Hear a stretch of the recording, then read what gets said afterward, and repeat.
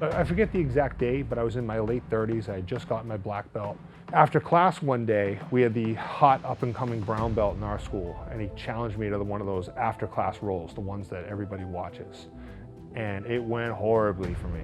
He jumped on my back with both feet and made one of those like surfing motions, and like everybody in there laughed, and I was like, ah. And it wasn't the biggest deal, we're all friends, but it was one of those where I got it handed to me after class, and I was thinking, that was not fun. Not long after that, I was scrolling through YouTube videos and I came across a video of Bernardo.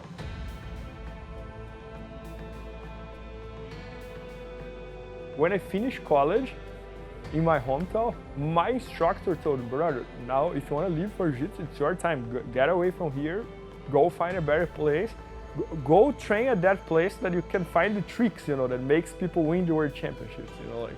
I had to leave my hometown to move to Sao Paulo to learn more about Jiu-Jitsu, to understand more about Jiu-Jitsu, to know more about Jiu-Jitsu. In this world, it's pretty easy to reach out to the Jiu-Jitsu stars. I sent them a Facebook message, and so I coordinated it with my school. I hosted the seminar, had him in town, and I thought his techniques were the most amazing thing that I'd ever seen. I said, wow, you know what, they were really cool, and this was something that I could do. So he had to call me and travel me from New York to Boston to learn what I had to teach him. And then we were talking about it, you know, we were talking like, man, look what happened. You had to move from your hometown to Sao Paulo to find knowledge, and I had to travel from New York to Boston to get knowledge. So why don't you create a website that we bring the best guys and we ask them to teach the best techniques, and everybody can learn from their homes, watching videos. The goal is to just transmit every bit of information that these guys have of what is essential to making the technique work, so anyone who's struggling at home, or anyone who's curious, anyone who wants to get better, can learn what the best practitioners are doing. Getting to interact with Bernardo every day, getting to interact with Travis Stevens all the time. Now I get to interact with John Danaher all the time, which is absolutely amazing. I mean, talking about one of the smartest people in the world. I mean, he has knowledge at a level that I didn't realize even existed. I was pushing Mike to show some interest in this side of things, business-wise, you know, tie it into something you love, but I was just skeptical of how it would do. And then we did that launch, I want to say in 2014. And then, you know, I was skeptical of the performance. I wasn't skeptical after that. People started buying.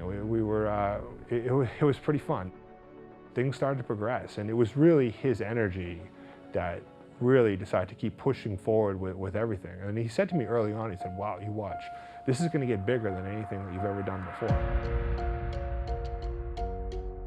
How can you reach more people through BJJ Fanatics? You know, like, how can we make one guy who has never done Jiu-Jitsu before watch one video and start doing Jiu-Jitsu?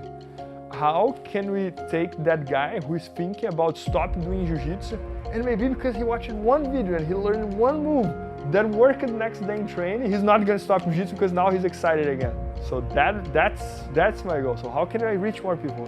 That's the kind of thing that I think like 24 hours per day nowadays. We want to try to have all of the best practitioners in the world on our website, where you can just go there and pick what kind of game best matches yours, who do you want to learn from, and you can get better. What I love about it is the community and seeing these people be excited about what we're doing, and some of the names that have gotten out there, seeing the growth of the Facebook group, basically just to keep growing this community. Probably about 6 months after I had that original match where the guy was kind of surfing on my back, I said to him, you know what, why don't we have another after-class match? He said, sure, and we went at it. Again, we're friends, no one's really upset with each other, but we had another one, and it went very differently this time. It didn't matter how old I was, it didn't matter how athletic I was. It was one of those ones where I went through them like a hot knife through butter. I mean, and what that really showed me, it wasn't that I was that great, it was the fact that how important the techniques were.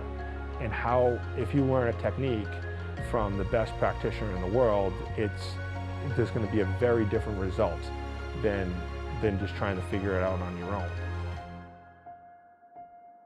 I think everybody should share as much Jiu-Jitsu as possible. You know? Like, most of the times that I share Jiu-Jitsu, I learn Jiu-Jitsu, because many times when I'm teaching class, I figure out stuff that I didn't even know that I do. And so I think sharing is the key here. You know? Like,